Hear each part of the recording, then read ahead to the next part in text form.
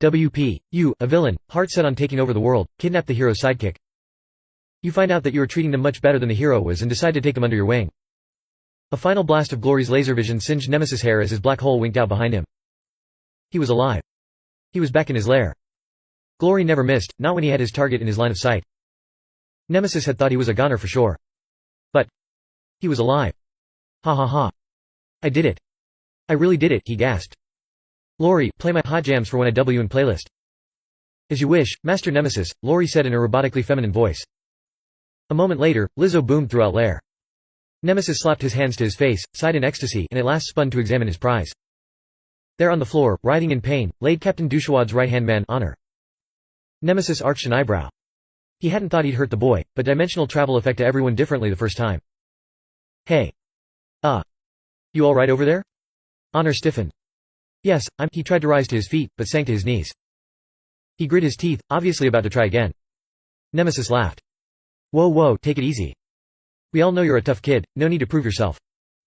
This only seemed to urge Honor on. I've got nothing to prove to you, scum. Nemesis rolled his eyes. Veins bulging in his neck, Honor made a shaky attempt to rise. He got about halfway before his eyes rolled into the back of his head, and, with a grunt, he fell unconscious on his face.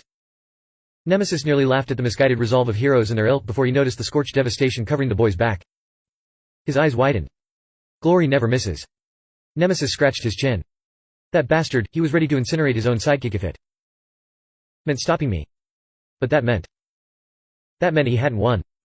If the boy's life meant nothing to Glory, and it clearly did not, he would never be able to use him as a hostage. Quite simply, the boy held no value for him. Nemesis tapped his foot. No value, Nemesis. The boy has no value. He scrubbed his hand through his hair in exasperation. Oh, what am I doing? What am I thinking about doing? At last he sighed. Glory. Yes, Master Nemesis? Prepare the regeneration pod. Yes, Moss, and turn off this playlist, damn it. I don't deserve it. The music cut off instantly. He went to the boy's side and, careful not to graze the burns, hefted Honor onto his back. The only sounds in the lair were the sounds of his feet trudging slowly on. The pod opened with a whoosh, and Nemesis placed the boy inside.